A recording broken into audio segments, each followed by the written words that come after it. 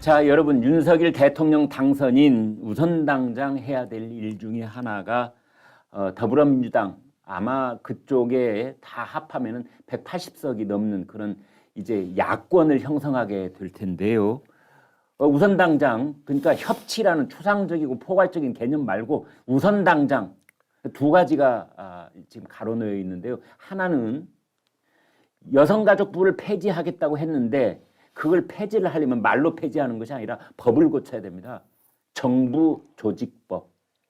정부조직법 내용 중에 여성가족부가 표현되어 있는 부분을 지원해야 되는 겁니다. 그래야 없어지는 거지요. 두 번째, 초대 총리는 국회의 동의를 받아야 되거든요. 총리 인준.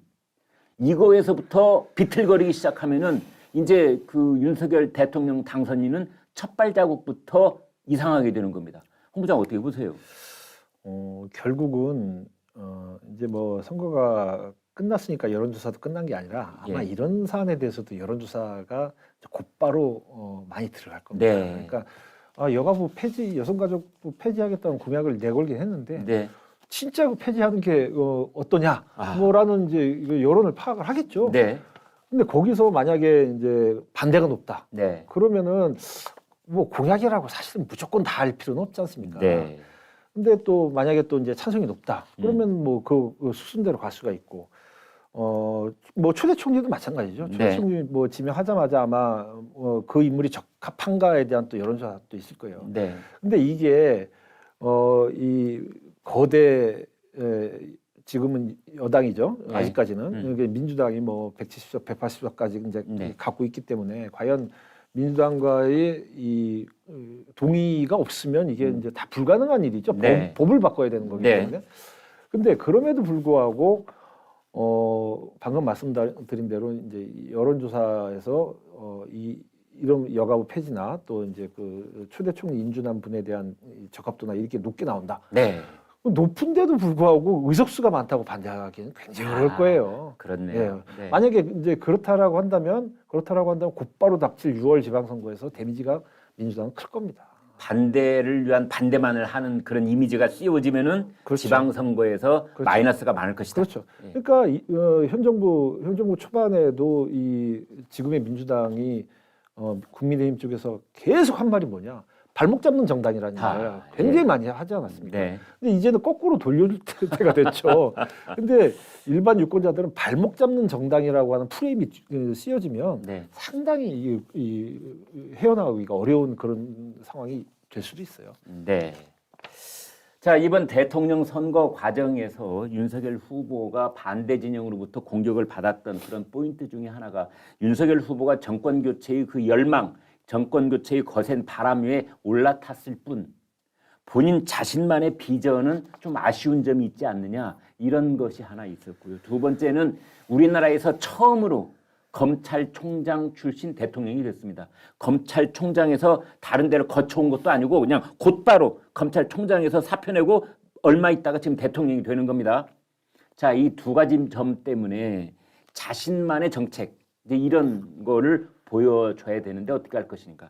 또 하나는 지금 우리나라 검찰 내부 조직에는 윤석열 사단이라고 하는 윤석열 대통령 당선인과 매우 친밀한 관계를 유지하는 검사들이 많이 있습니다. 그렇다면 그 검찰이 앞으로 해야 될 여러 가지 수사가 많이 있는데 그것이 정치적 중립성을 국민들로부터 인정받을 수 있겠는가 하는 그런 문제가 남아 있는데요. 홍 부장 대답을 들어보겠습니다. 이 선거 과정에서 윤석열 후보 쪽에서 자신만의 비전을 보여주지 못했다라고 하는 거를 이제 여당에서 많이 비판을 해왔죠. 네. 그리고 그게 이제 결국은 능력과 자질 문제랑도 연관을 시켰고요. 네. 근데 그러면은 정권 교체 민심을 얻고 결국은 당선된 건 맞는데, 네. 그럼 정권 교체 민심이라는 게 과연 뭐냐? 하. 그게 현 정부랑 반대로 해달라는 얘기죠. 예. 뭐 원전 문제, 탈원전 문제도 그렇고, 뭐 부동산 문제도 그렇고, 일자리 문제도 그렇고, 네. 뭐 최저임금이나 뭐 여러 가지 이제 문제도 그렇고 반대로 해달라는 게 정권 교체지 않습니까? 네. 사실 그게 비전이에요. 아. 그게 비전이지. 뭐 아주 세세한 뭐 동네 뭐 이장 선거하듯이 뭐 네.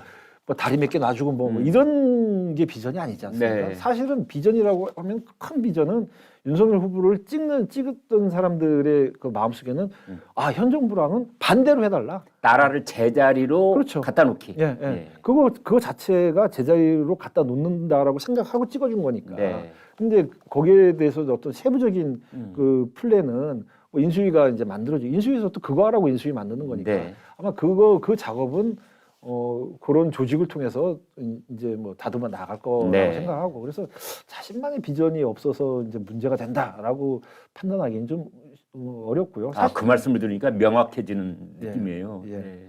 그리고 검찰 중립성은 그거야말로 윤석열 당선인이 그동안 해왔던 가장 그 우리 기억 속에 남는 게 사람이 충성하지 않고 조직에 충성한다는 얘기를 네. 그거 굉장히 명언이지 않습니까? 네, 네, 예. 네. 그거대로만 하면 되죠. 네. 예. 만약에 그게 무너지면은 윤석열 당선인의 인생관 자체가 무너지는 거기 때문에 본인은 사람한테 충성하지 않는다고 해놓고 예. 이제 대통령이 된 다음에는 검사들한테 나한테 충성하라 이럴 가능성은 없습니까?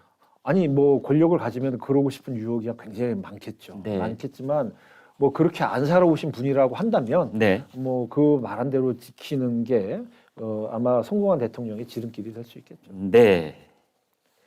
오늘 아침 신문들은 이제 윤석열 대통령 당선인의 당장 코앞에 닥친 스케줄을 이제 정리를 하고 있습니다. 우선 이번 주말에 오늘 목요일이지 않습니까? 내일 금, 토 이때 당선인 비서실장 필요하고 또 이 당선인의 입 역할을 해줄 대변인, 물론 지금 선거 캠프에 그다음에 당에 또 뭐 공보단장 등등 그 비슷한 역할을 하는 사람들이 여러 명 있는데요. 그러지 말고 이제 당선인의 통일된 하나의 입, 그래서 비서실장과 당선인 비서실장과 대변인. 그다음에 이제 인수위가 출범을 하게 되면 인수위원장이 있어야 되죠. 그다음에 4월 초에는 그때쯤 총리 후보자를 지명해야 되는 거 아니냐 이런 얘기가 나오고 있고 4월 중순께에 이르러서는 이제 국무위원 조각 장관 지명자가 나오게 되고 마지막 순서로 청와대 비서진을 4월 말쯤 이제 구성하는 거 아니냐 이제 이렇게 얘기가 나오고 있는데요. 보니까 비서실장 얘기로 장제원 의원 얘기가 자꾸 나와요. 그 신빙성이 있습니까? 뭐 정확한 건 뭐 잘 모르겠지만 예. 신빙성이 있다고 봐야죠. 네. 안철수 후보 쪽과의 협상에도 예. 이제 장제원 의원이 이제 나섰던 걸 우리가 다 그렇습니다. 알고 있고요. 뭐 그거는 가장 윤 당선인 입장에서는 가장 믿을 만한 사람이고 그래서 정권을 줬다는 얘기까지 하지 않았습니까? 논공 행상을 한다면 1등 공신. 그렇죠. 예. 예, 예. 그리고 윤 당선인 입으로도 정권을 줘서 이제 협상을 시키러 갔다 그러면 그만한 신뢰가 어디 있겠어요. 전권 대리인이라는 그렇죠. 말 썼어요. 예, 그만한 신뢰가 어디 있겠어요. 그리고 이제 그러면 이제 장제원 의원이란 분이 그간에 이제 뭐 아들 문제나 뭐 여러 가지 이제 이 세간에 나왔던 이제 얘기 때문에 어떤 부담스러운 측면이 여론에서 이제 부담스러운 측면이 물론 있을 거예요. 물론 있는데 또 그동안 윤 당선인이 쭉 해온 얘기를 이렇게 쭉 보면 별로 그렇게 그 말을 아주 뭐 신경 쓰면서 듣는 것 같은 느낌은 없었어요. 네. 그런데 이제 결국 뭐 떠밀려 갖고 장 의원을 뒤로 물리기도 했지만은 네. 제가 볼 때는 역대 이제 뭐 선거에서 이후에 뭐 비서실장도 그렇고 뭐 대변인도 그렇고 뭐 나중에 뭐 총리 장관도 다 마찬가지지만은 네. 그거 할 때마다 이제 반대 진영에서는 네. 야 뭐 자기 사람만 쓴다 뭐 이게 측근들만 쓴다 뭐 이러면서 측근 정치한다 이런 거 뭐라도 비난은 하겠죠. 비판은 네. 하겠죠. 네. 그렇지만은 안 그랬던 대통령이 어디 있고 전 세계 다른 나라를 보더라도 네. 자기 측근 데리고 일을 하는 거지 그러면은 뭐 남 데리고 일을 하는 거는 아니지 않습니까? 네. 그냥 하는 비판이고 결국 측근 데리고 일을 얼마나 잘하느냐가 중요한 거죠. 그렇습니다. 측근을 데리고 했다라고 그걸 갖고 뭐라고 할 수 있는 거는 생판 모르는 사람하고 같이 일할 수는 없는 거죠. 그렇죠. 네. 아니 뭐 그건 인지상정이지 않습니까? 네. 본인의 마음을 말을 안 해도 서로 이심전심할 수 있는 사람으로 데리고 일을 하는 게 그거는 뭐 조선 시대 역사를 봐도 알 수 있고 맞습니다. 네.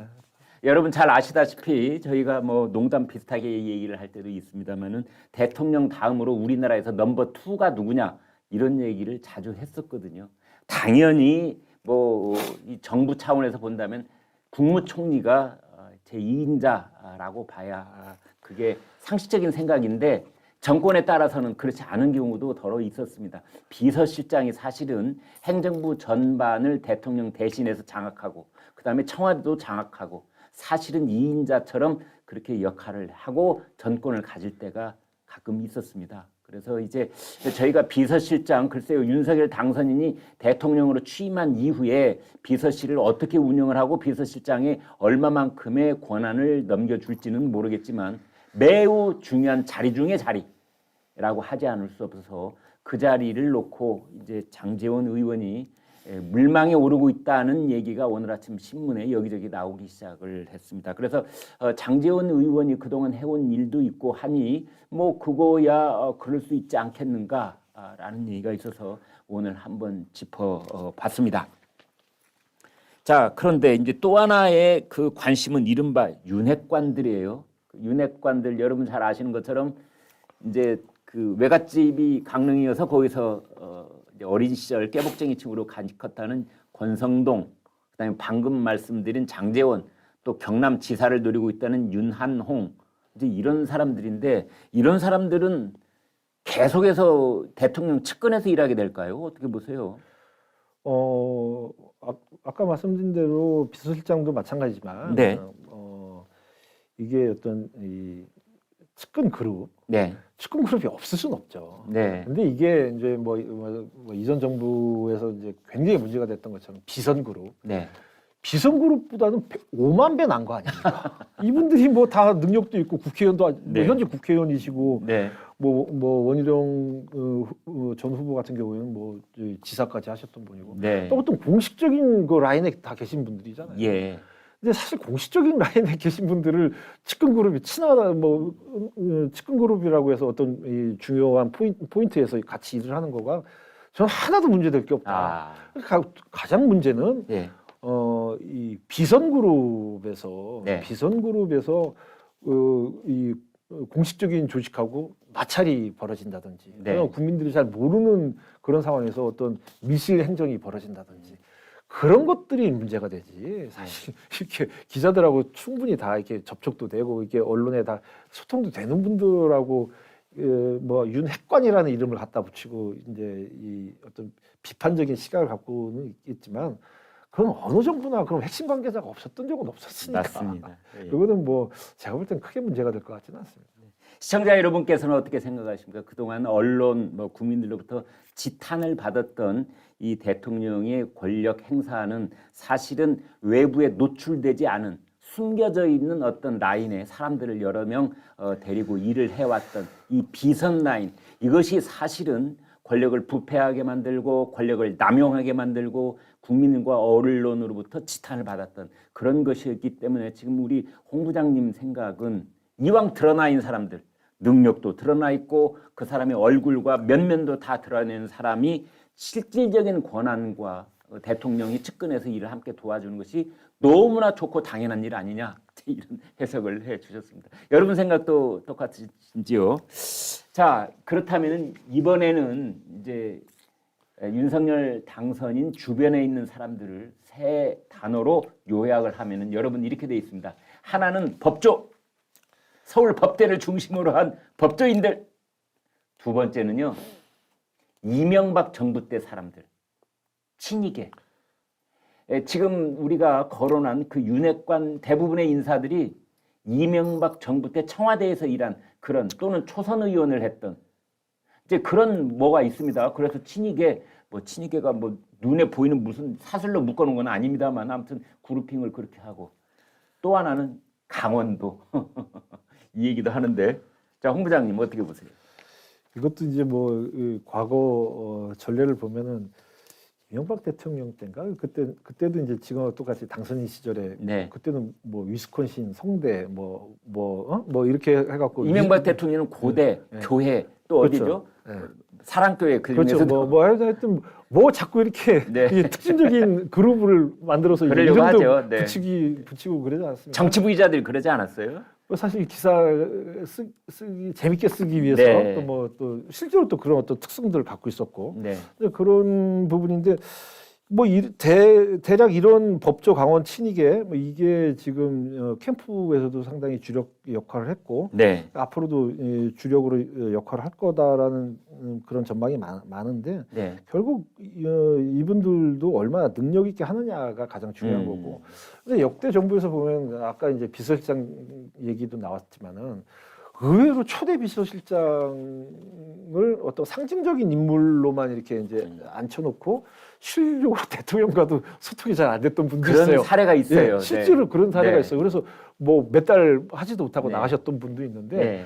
그거보다는 측근을 데리고 서로 소통을 하면서 중요한 부분들은 또 이제 뭐 예를 들어서 뭐 야당하고 또 이제 다리를 네. 놔준다든지 네. 아니면 당내 기반을 또 넓혀가는 그런 분하고 같이 일을 하는 게 훨씬 나은 거지. 맞습니다. 대통령하고도 소통이 안 되는 분을 비서실장으로 넣는다든지 아니면은 뭐 어떤 이 중요 자리에 있다든지 그러면은 저는 그게 오히려 이게 또 그러니까 문제가 생기지 과거에는 않을까. 비서실장 중에 바지저고리 같은 그렇죠. 비서실장이 그런 있는가 하면은 예. 또 거의 뭐 대통령급의 그런 권력을 장관들한테도 행사하고 그렇죠. 청와대에서도 상황 그렇죠. 실장이라는 소리를 듣는 뭐 그러면서 호가호위 하신 분도 이제 있었죠. 예. 뭐 이제 그런 것들이 이제 문제가 됐는데 네.